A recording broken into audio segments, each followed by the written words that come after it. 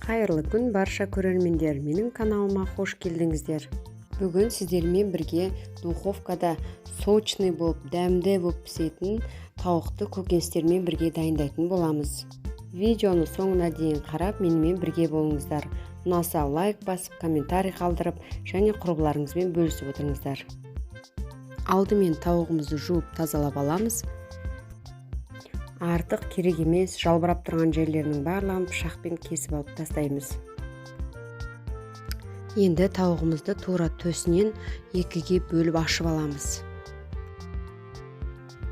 Тауығымызды екінші жағына аударып, қалың еті бар жерлердің барлығын тіліп шығамыз. Қазір маринаттаған уақытта осы тіліп алған жерлеріміздің барлығына жақсылап маринатты жағатын боламыз.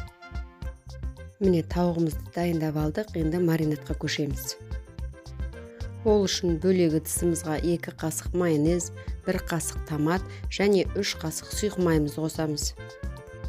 2-3 тіс чесногымызды үккіштен өткізіп қосатын боламыз. Дәміне қарай қызыл бұрыш және тауыққа арналған дәмдеуіш қосамыз. Аздап қара бұрыштан қосамыз. Және тұз қосуды да ұмытпаймыз. Барлығын жақсылап араластырып аламыз. Дайын болған маринатымызды жақсылап тұрып тауықтың барлық жерінен жағып шығамыз. Сосын осылай жарты сағатқа қалдырып қоямыз. Тауығымыз маринатта тұрған уақытта біз көкөністерімізді дайындайтын боламыз. Қабығын ашып, жуып, тазалап алған картоптарымызды орташа көлемде осылай турап аламыз. Бөлек тарелкаға салып қоямыз. Баклажанымызды осылай әр жерінен қабығын ашып аламыз.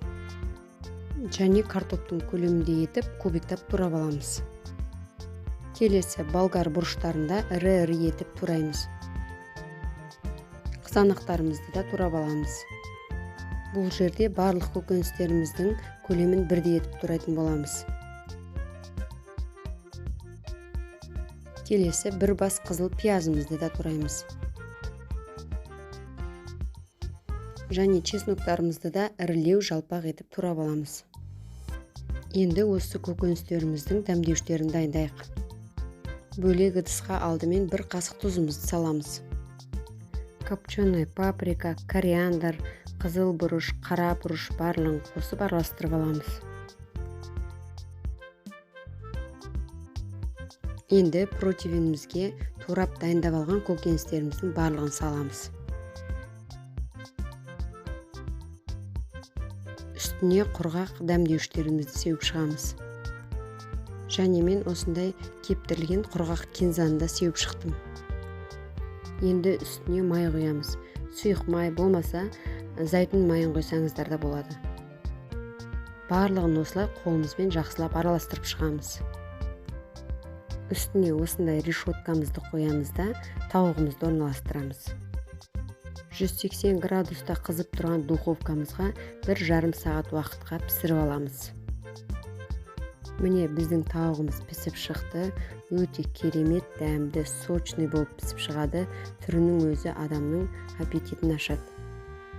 Қазір мен сіздерге кішкене бөлігін кесіп көрсететін боламын. Жұмсақ, сочный болып піседі. Енді дәмін жеткізу мүмкін емес, міндетті түрде жасап көрулеріңіз керек. Ұнаса менің каналыма тіркеліп, қоңыраушаны басып кетуді ұмытпаңыздар.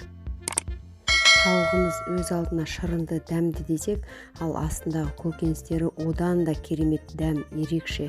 Міндетті түрде жасап көріңіздер. Сіздермен қоштаспаймын, алдыда әлі де неше түрлі рецепттер салатын боламын. Сіздермен бірге болған меруерт ас болсын.